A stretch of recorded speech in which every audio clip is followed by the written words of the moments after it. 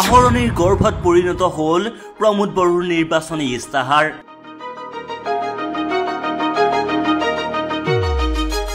ইস্তাহাৰত উল্লেখ কৰা প্ৰতিশ্ৰুতিসমূহ 100% বিফল হোৱাৰ অভিযোগ প্ৰমোদ বড়োৰ বিৰুদ্ধে। লিলি হোটেলত হৰ্চ ট্ৰেডিঙৰ জৰিয়তে উলুমা চৰকাৰ গঠন কৰি বিপদত পৰিল নেকি প্ৰমোদ বড়ো।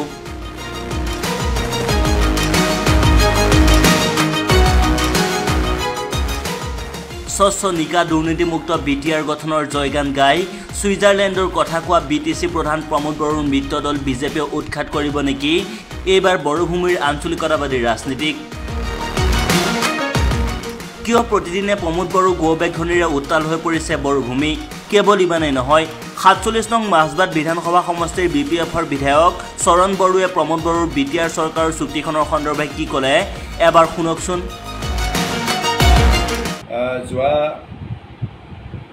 বিটিচি নিৰ্বাচনত UPPL দলৰ পৰা যিখিনি তেওঁলোকে প্ৰতিশ্ৰুতি বা ইস্তাহাৰ হিচাপে প্ৰকাশ কৰিছিল, এইবিলাকত আজি যদি আমি হিচাপ কৰি পেলাই চাওঁ, তেখেতসকলে 100% বিফল হৈছে। এটাও কথা তেখেতসকলে ৰাখিব পৰা নাই। 1 নম্বৰ আছিল তেওঁলোকৰ প্ৰতিশ্ৰুতি আছিলে যে চবকে মাটিৰ অধিকাৰ দিয়া।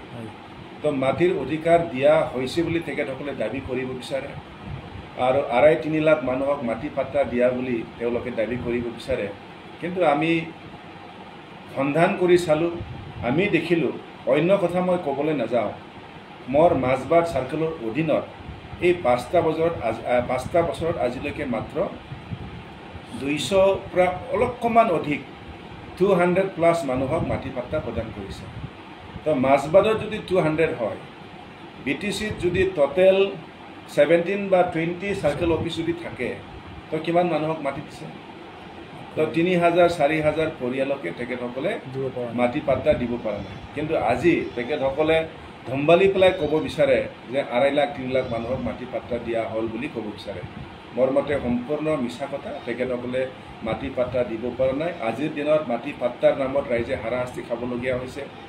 কাৰোবা কি কয় দালালসকলৰ কিবা মানে হাৰাশাস্তি খাবলগীয়া হৈছে।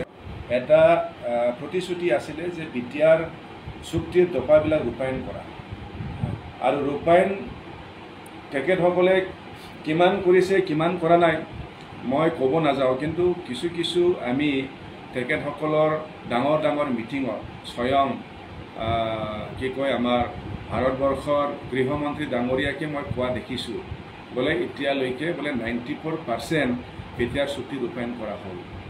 তো ইয়াত মোৰ সুধিব লগা এইটোৱে, যদি 94% হৈ গ'ল, তো বিটিআৰ চুক্তিটো কমপ্লিট ৰূপায়ণে হ'ল। আমাৰ নিচিনা ইণ্ডিয়া নিচিনা ভাৰত নিচিনা এখন দেশত মানুহেতো 80% এক্সপেক্ট কৰে। যদি 90% হ'ল, তো বহুত হ'ল। আৰু মইতো ক'ব বিচাৰোঁ তেখেতসকলে ইয়াৰ কাৰণে এটা মানে কি কয় এটা উৎসৱ পাতিব লাগিছিল যে ইমানে যদি বিটিআৰ চুক্তি ৰূপায়ণ হ'ল। মাজে মাজে দেখা পাওঁ তেখেতসকলক যে কেতিয়াবা কি কয় বড়ো ভাষাটো বোলে এছ'চিয়েট ভাষা হ'ল, ছেপাৰেট ডাইৰেক্টৰেট কৰা হ'ল। এইবিলাক সময়ত তেখেতসকলে বোমা ফুটাইছিল, মানুহক মাছ মাংস খুৱাইছিল।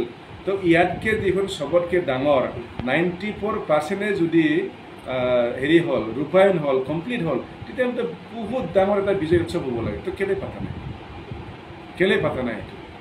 তো ইয়াত মই সুধিবহে বিচাৰিছোঁ, আপোনালোকৰ পাৰ্চেণ্টটো মই ইমান বুজি নাপাওঁ। মই কিছুমান কথা সুধিম, এইবিলাক কিমান পাৰ্চেণ্টত পৰে। যেনিবা তেখেতসকলৰ চুক্তিত আছিলে যে ভেঞ্চাৰ স্কুলবিলাকত প্ৰভিঞ্চিয়েলাইজেশ্যন কৰা, এইটোতো মই হোৱা দেখা নাই। ইয়াৰ বা কোনটো পাৰ্চেণ্টত পৰে মই ক'ব নোৱাৰোঁ। মই এইটো কিমান পাৰ্চেণ্ট হয় এইটোতো একেবাৰে বিফল হৈছে। ভেঞ্চাৰ ইনষ্টিটিউশ্যন তেওঁলোকে প্ৰভিঞ্চিয়েলাইজ কৰিব পৰা নাই। তাৰপিছত চাকৰি নহয়,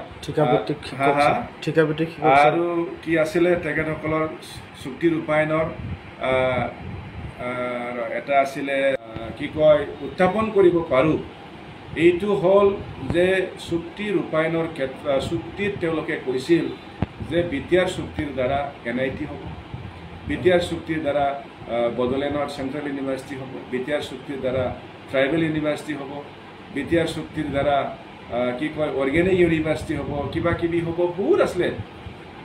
তো এইবিলাকৰ ক্ষেত্ৰত মানে চাবলৈ গ'লে আমি কি দেখা পাওঁ এটাও হোৱাটো আমি দেখা নাপাওঁ কিন্তু আৰু এটা কথাটো মন কৰিবলগীয়া কথা যোৱা 17 ফেব্ৰুৱাৰী যেতিয়া অসম বিধানসভা এদিনৰ বাবে কোকৰাঝাৰৰ বিধানসভা যেতিয়া পাতিবলৈ গৈছিল এদিনা মুখ্যমন্ত্ৰী ডাঙৰীয়া নিজৰ ভাষণত কৈছিল যে যিমানখিনি ইনষ্টিটিউশ্যন বিটিআৰ চুক্তিত লিখা আছিলে এইবিলাক সব আছে কিন্তু এইবিলাক কৰিবৰ কাৰণে বোলে মাত্ৰ এই 1,500 বা 1,500 কোটি টকাৰহে দিয়া হৈছিল বোলে যিকোনো ল'ব পাৰে প্ৰমোদ বড়ো ডাঙৰীয়াৰ নেতৃত্বৰ চৰকাৰখনে এই তেখেতসকলৰ এনেক্সাৰ এত থকা যিমানখিনি ইনষ্টিটিউট আছিল যিমানখিনি প্ৰকল্প আছিল ইয়াৰ পৰা বিটিআৰ চৰকাৰখনে ল'ব পাৰে কিন্তু পইচা লিমিট আছে মাত্ৰ 1,500 কোটি টকা তো 1,500 কোটি টকা লগত আপুনি কি চেণ্ট্ৰেল ইউনিভাৰ্চিটি বনাব পাৰে